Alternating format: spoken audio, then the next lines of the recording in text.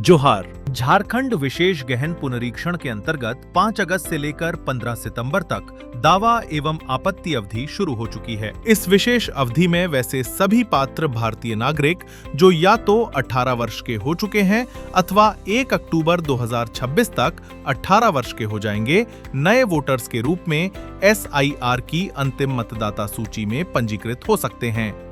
आप ECI net app या voters.eci.gov.in के माध्यम से बड़ी आसानी के साथ घर बैठे ही ऑनलाइन फॉर्म 6 एवं घोषणा प्रपत्र भरकर सबमिट कर सकते हैं। आइए इस प्रक्रिया को विस्तार से जानते हैं। नए मतदाता के रूप में आवेदन करने के लिए सबसे पहले ECI नेट ऐप या voters.eci.gov.in पर जाएं और लॉगिन करें। अब यहां दिखाई दे रहे न्यू वोटर्स रजिस्ट्रेशन वाले टैब को क्लिक करें। अब आप इंटरफेस के बाएं तरफ देख सकते हैं कि फॉर्म 6 एवं घोषणा प्रपत्र 12 भागों में विभक्त है। प्रत्येक भाग को भरने के बाद नीचे दाहिनी तरफ दिए गए नेक्स्ट बटन को क्लिक करते जाएं। इससे फॉर्म में भरी जा रही जानकारी सेव होती जाएगी।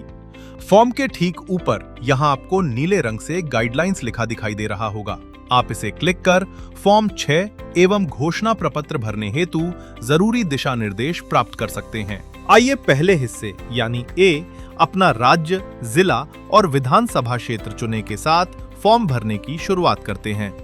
इस हिस्से में आप अपने वर्तमान निवास स्थान वाला राज्य चुनें, फिर अपने जिले का चयन करें।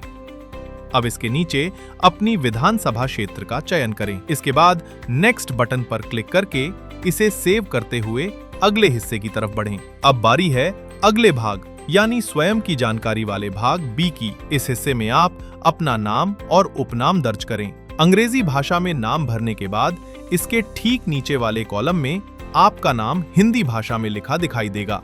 यदि हिंदी भाषा में दर्ज आपके नाम में कोई त्रुटि हो तो इसे कीबोर्ड की मदद से अवश्य सुधार लें।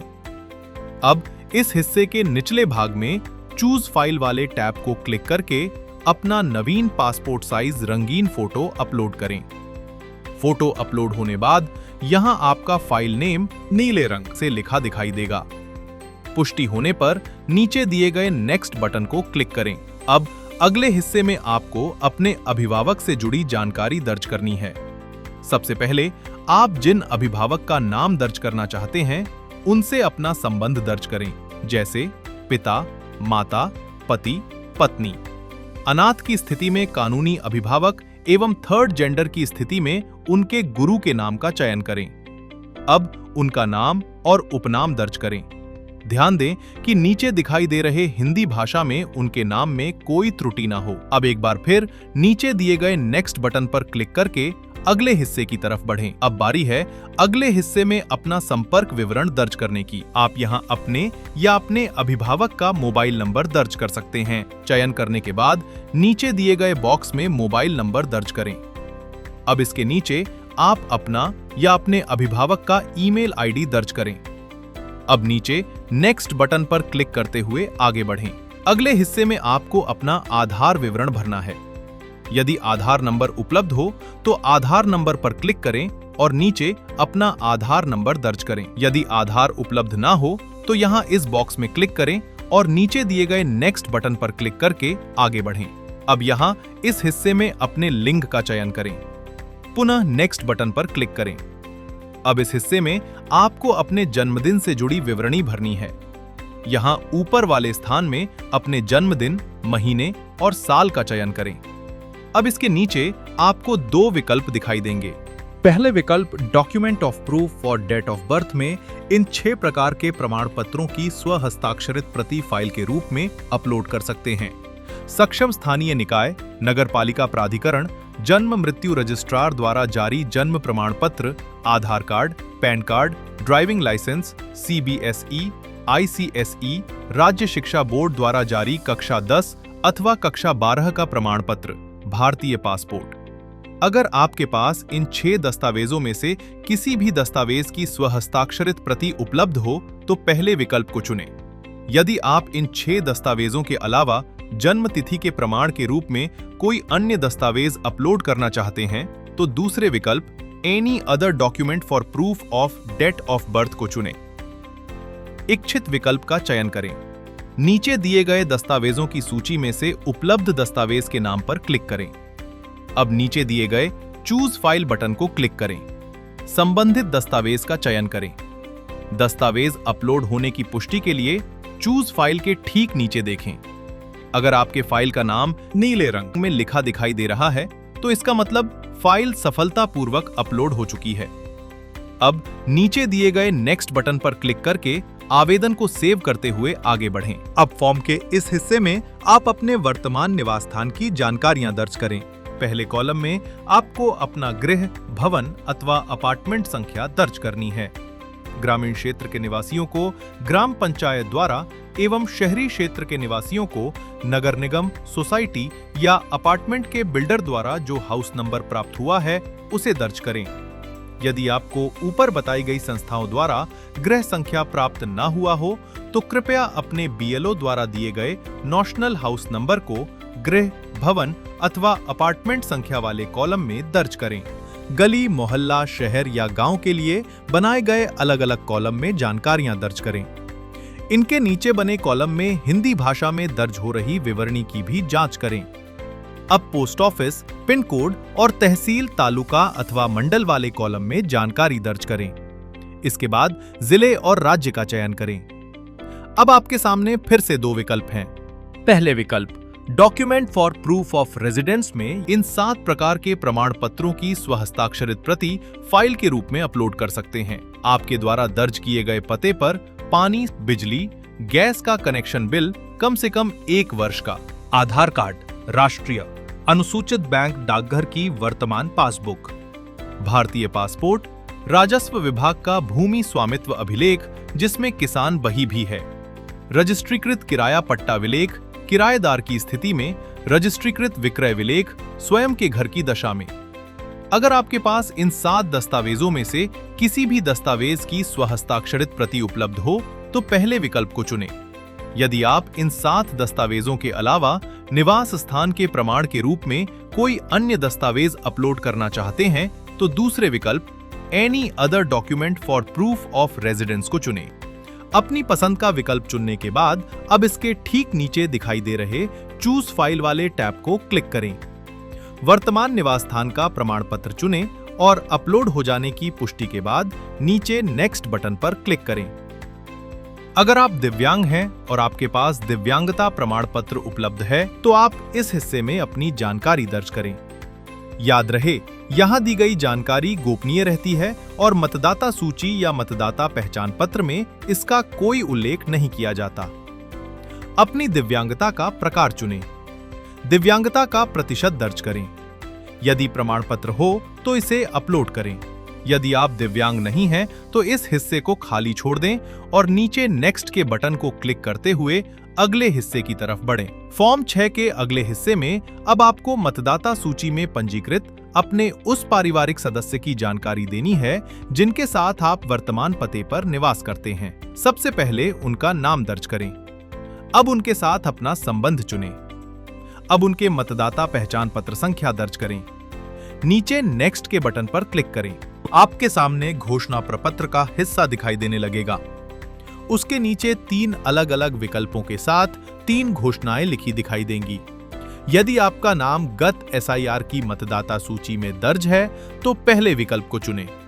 यदि आपके माता-पिता, दादा-दादी या नाना-नानी का नाम गत एसआईआर की मतदाता सूची में दर्ज है, तो दूसरे विकल्प को चुनें। यदि आपका और आपके माता-पिता, दादा-दादी अथवा नाना-नानी में से किसी का नाम गत एसआईआर की मतदाता सूची में दर्ज नहीं है, तो आप तीसरे विकल्प का चयन कीजिए। अब अगर आपने पहला विकल्प चुना है और आपका नाम गत एसआईआर की मतदाता सूची में दर्ज है, तो गत एसआईआर की विवरणी के अनुसार नीचे दिखाई दे रहे गत एसआईआर वर्ष का चयन करें। अब अपनी विवरणी के अनुसार क्रमशः राज्य, विधानसभा क्षेत्र, मतदान केंद्र संख्या एवं नाम, भाग क्रमांक संख्या का चयन करें। संबंध का चयन करें और नीचे दिए गए सर्च के बटन पर क्लिक करें। आपके द्वारा भरी गई प्रविष्टि के अनुसार आपका नाम नीचे दिखाई देने लगेगा। यदि ये विवरणी सही है, तो इसे यहाँ क्लिक कर सेलेक्ट करें और कंटिन्यू के टैब को क्लिक कर पुष्टि करें।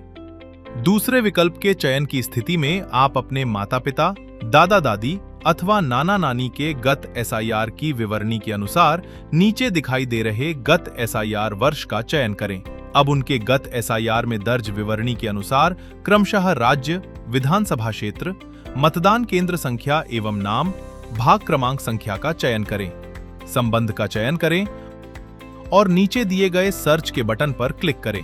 आपके द्वारा भरी गई प्रविष्टि के अनुसार आपके माता पिता, दादा दादी अथवा नाना नानी का नाम नीचे दिखाई देने लगेगा। यदि ये विवरणी सही है तो इसे यहाँ क्लिक कर सेलेक्ट करें और कंटिन्यू के टैब को क्लिक कर पुष्टि करें। अब इसके ठीक नीचे अपने पिता, माता और पति या पत्नी का नाम दर्ज करें। इनके नाम के ठीक सामने दिए गए बॉक्स में इनके एपिक नंबर दर्ज करें। अब नीचे दिए गए नेक्स्ट बटन पर क्लिक कर अगले चरण की तरफ बढ़ें। अगली स्थिति में अगर आपका या आपके माता पिता, दादा दादी अथवा नाना नानी का नाम गत एसआईआर की मतदाता सूची में दर्ज नहीं है तो आप तीसरे विकल्प का चयन करें। नीचे वाले बॉक्स में अपने पिता का नाम दर्ज करें। इसके ठीक सामने वाले बॉक्स में उनका एपिक नंबर दर्ज करें। अब अपनी माता का नाम और उनका एपिक नंबर दर्ज करें। यदि आप विवाहित हैं तो अपनी पत्नी या पति का नाम और उनका एपिक नंबर दर्ज करें। अब नेक्स्ट के बटन पर क्लिक करें। जिन आवेदकों ने घोषणा प्रपत्र में तीसरे यानी मेरे या मेरे माता पिता, दादा दादी और नाना नानी किसी का भी नाम गत एसआईआर की मतदाता सूची में दर्ज नहीं है का विकल्प चुना है, वो कृपया ध्यान दीजिए। फॉर्म 6 एवं घोषणा प्रपत्र सबमिट करने के उपरांत ईआरओ आप सभी आवेदकों के लिए नोटिस जारी करेंगे। फॉर्म 6 एवं घोषणा पत्र में पहले विकल्प यानी मेरा नाम गत एसआईआर की मतदाता सूची में दर्ज है अथवा दूसरे विकल्प मेरे माता पिता, दादा दादी और नाना नानी का नाम गत एसआईआर की मतदाता सूची में दर्ज है का चयन करने वाले आवेदकों द्वारा भरी गई जानकारी डाटाबेस से मेल नहीं खाती तो वैसे आवेदकों के लिए भी ईआरओ द्वारा नोटिस जारी किया जाएगा। फॉर्म 6 एवं घोषणा प्रपत्र भरकर जमा करने वाले आवेदकों को यदि नोटिस प्राप्त होता है तो वो अपनी जन्म तिथि के अनुसार इस प्रकार दस्तावेज उपलब्ध कराना सुनिश्चित करेंगे। यदि आपका जन्म 1 जुलाई 1987 से पहले भारत में हुआ है तो एक दस्तावेज जमा करना होगा। नीचे दी गई सूची में से स्वयं के लिए कोई भी दस्तावेज प्रस्तुत करें जो जन्म तिथि और या जन्म स्थान को प्रमाणित करता हो। किसी भी केंद्रीय सरकार, राज्य सरकार, सार्वजनिक क्षेत्र के उपक्रम के नियमित कर्मचारी, पेंशन भोगी को जारी किया गया कोई भी पहचान पत्र, पेंशन भुगतान आदेश, 1 जुलाई 1987 से पहले निर्गत भारत सरकार स्थानीय प्राधिकरणों, बैंकों, डाकघर, एलआईसी, सार्वजनिक क्षेत्र के उपक्रमों द्वारा जारी किया कोई भी पहचान पत्र, प्रमाण पत्र, दस्तावेज, सक्षम पदाधिकारी द्वारा जारी जन्म प्रमाण पत्र, पासपोर्ट मान्यता प्राप्त बोर्डों, विश्वविद्यालयों द्वारा जारी मैट्रिकुलेशन शैक्षिक प्रमाण पत्र, सक्षम राज्य पदाधिकारी द्वारा जारी स्थायी निवास प्रमाण पत्र, वन अधिकार प्रमाण पत्र, सक्षम पदाधिकारी द्वारा जारी ओबीसी, एससी, एसटी या कोई भी जाति प्रमाण पत्र, राष्ट्रीय नागरिक रजिस्टर जहां भी मौजूद हो, वैधानिक अथवा प्रशासनिक विनियमन के तहत सक्षम सरकारी पदाधिकारी द्वारा निर्गत पारिवारिक सूची, सरकार द्वारा जारी कोई भी भूमि मकान आवंटन प्रमाण पत्र जैसे खतियान की प्रति। यदि आपका जन्म 1 जुलाई 1987 और 2 दिसंबर 2004 के बीच भारत में हुआ है तो 2 दस्तावेज जमा करने होंगे। बताई गई दस्तावेजों की सूची में से स्वयं के लिए कोई भी दस्तावेज प्रस्तुत करें जो जन्म तिथि और या जन्म स्थान को प्रमाणित करता हो एवं बताई गई दस्तावेजों की सूची में से पिता या माता के लिए कोई भी दस्तावेज प्रस्तुत करें जो जन्म तिथि और या जन्म स्थान को प्रमाणित करता हो। यदि आपका जन्म 2 दिसंबर 2004 के बाद भारत में हुआ है तो 3 दस्तावेज जमा करने होंगे। बताई गई दस्तावेजों की सूची में से स्वयं के लिए कोई भी दस्तावेज प्रस्तुत करें जो जन्म तिथि और या जन्म स्थान को प्रमाणित करता हो एवं बताई गई दस्तावेजों की सूची में से पिता के लिए कोई भी दस्तावेज प्रस्तुत करें जो जन्म तिथि और या जन्म स्थान को प्रमाणित करता हो एवं बताई गई दस्तावेजों की सूची में से माता के लिए कोई भी दस्तावेज प्रस्तुत करें जो जन्म तिथि और या जन्म स्थान को प्रमाणित करता हो। यदि आपके माता पिता में से कोई एक भारतीय नहीं है तो जन्म के समय उनके वैध पासपोर्ट और वीजा की एक प्रति प्रदान करें। यदि आपका जन्म भारत के बाहर हुआ है तो विदेश में स्थित भारतीय दूतावास द्वारा जारी जन्म पंजीकरण का प्रमाण संलग्न करें। यदि आपने पंजीकरण देशीयकरण द्वारा भारतीय नागरिकता प्राप्त की है तो नागरिकता पंजीकरण का प्रमाण पत्र संलग्न करें। अब बारी है घोषणा करने की। घोषणा करने से पहले लिखी गई घोषणा को एक बार अवश्य ही ध्यान से पढ़ें। मैं घोषणा करता हूं कि अपने सर्वोत्तम ज्ञान और विश्वास के अनुसार मैं भारत का नागरिक हूं और मेरा जन्म इस ग्राम, शहर, जिला एवं राज्य अथवा संघ राज्य क्षेत्र में हुआ है। अब यहाँ उस गांव या शहर का नाम दर्ज करें जहां आपका जन्म हुआ हो। अब जन्म स्थान वाले राज्य और जिले का चयन करें। इसके नीचे वर्तमान पते पर रहते हुए आपको कितने महीने या साल हो चुके हैं इसकी जानकारी देनी है। अपनी जानकारी दर्ज करें। यदि आपने अपने जन्म के प्रमाण के लिए बताए गए दस्तावेज की स्वहस्ताक्षरित प्रति अपलोड कर दी है तो इसके नीचे वाले बॉक्स को खाली छोड़ दें। अब घोषणा संख्या 5 को एक बार फिर ध्यानपूर्वक पढ़ें और नीचे प्लेस वाले कॉलम में वर्तमान स्थान दर्ज करें। इसके ठीक बगल में आपको फॉर्म भरे जाने की तारीख दिखाई देगी। अब नीचे नेक्स्ट लिखे टैब पर क्लिक करें। अब फॉर्म के इस आखिरी हिस्से में दिखाई दे रहे कैप्चा को नीचे खाली बॉक्स में ध्यानपूर्वक दर्ज करें। अब यहां दिखाई दे रहे गेट ओटीपी बटन पर क्लिक करें। रजिस्टर्ड मोबाइल नंबर पर प्राप्त ओटीपी ध्यानपूर्वक दर्ज करें। इसके बाद प्रीव्यू एंड सबमिट के बटन पर क्लिक करें। भरे हुए फॉर्म की अच्छी तरह जांच करने के बाद नीचे दिए गए ई साइन एंड सबमिट के बटन पर क्लिक करें। अपने आधार नंबर की मदद से आप ई साइन की प्रक्रिया पूरी करें। लीजिए, आपका फॉर्म 6 एवं घोषणा प्रपत्र सबमिट हो चुका है। फॉर्म सबमिट होने के साथ आपको स्क्रीन पर एक एक्नॉलेजमेंट नंबर दिखाई देगा। भविष्य के उपयोग या अपने आवेदन की प्रगति जानने के लिए इस नंबर को सेव कर लें। आप स्क्रीन पर दिखाई दे रहे डाउनलोड एक्नॉलेजमेंट बटन पर क्लिक करके भरे हुए फॉर्म 6 और घोषणा प्रपत्र को डाउनलोड भी कर लें।